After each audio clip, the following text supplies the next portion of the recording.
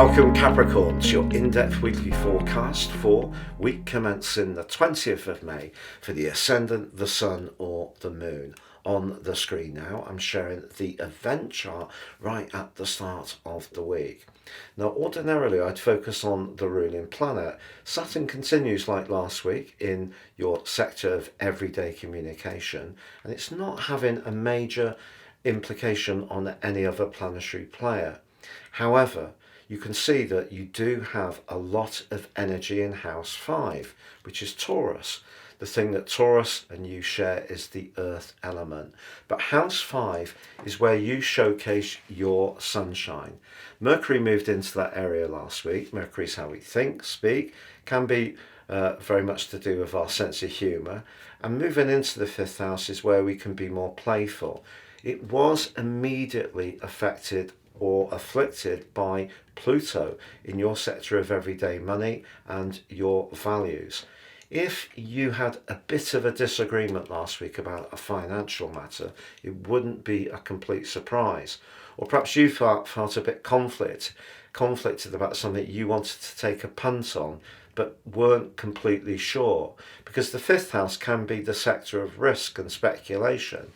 But having Jupiter and Venus in that area as you begin this week can give you a sense that your enterprise, but also your personality linked together, can bring something really enriching to you over this week. And you can be right, because as last week drew to a close, the Sun applied to Jupiter and we had a Jupiter Cazimi. But only as Jupiter is coming to the end of its journey through Taurus has this happened. So over the next year, if there has been something you've been developing that you're really inspired or enthusiastic about, maybe it is something very creative, the chance to bring it to life is certainly there. But do you know, to actually do so, the best way to really have that success is to make it work in a practical way. And that is something you have a real appreciation for. The reason for that is you're an earth sign.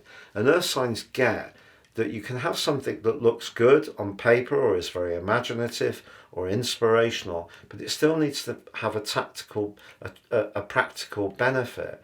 So as this week develops, the Sun, Venus and Jupiter all move into your 6th house.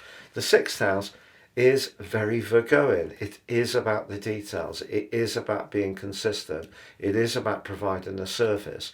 It is about marginal gains, chipping away, something that you have such a real gift for. But you know what's going to help you this week is that in your 4th house of emotion, Mars is very close to the point of destiny.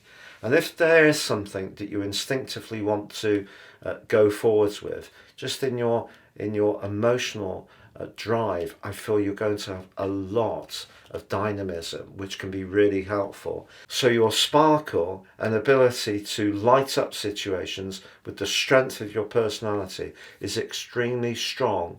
But as this week goes on, you need to take whatever it is that you're really enthused by or invested in and start to actually make it work. It's the classic form and function. And that's something, that patience, that ability to just keep working away at something for the long term is something that can be rewarded. Now, because Jupiter is the planet of fortune, it may be around a job that you're going to bring a new, fresh approach to. Your dazzling ideas are your currency, but whoever you speak to will want to know how the application to them gives them some kind of benefit. It's not just the idea alone. And that's really the clue for how this week will develop. But there is a full moon. It's in your 12th house.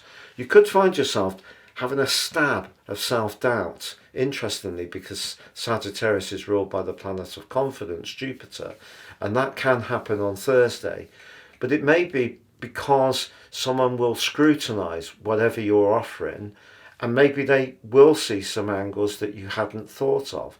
But don't be downcast about this. Keep the faith, Because what's going to happen, Capricorn, is all the lessons you learned with Pluto going through your sign from 2008 to January the 21st this year, they can come back to you, but from the very start of September. So this interim period, while Pluto's going backwards in your second house, you may have to stand up for whatever you're promoting or whatever you're interested in. And you could find that other people won't necessarily immediately adopt whatever it is that you think is so very, very good. But if you stand it up, you stay determined and keep evolving and keep refining and improving whatever it is that you're really excited about, you're going to find by the end of this week, actually, a big shift is occurring. You're seeing a big shift. It could see you move to another job. It could see you adopt a new health regime. It could see a big change around your diet. It may see your core values actually alter quite a bit. So your whole relationship to life can become earthier, more grounded, but also it needs to be playful, and that's really the energy that's coming from Taurus at the very start of the week. So it's form and function are the two metaphors for this week. You can do it. You have got a talent for management, for patience, for marshalling resources very astutely. You just need to bring a bit more self-confidence to the way you manifest those talents, but then use all those core skills you've got in a way to really push forwards. It's been a real pleasure being with you.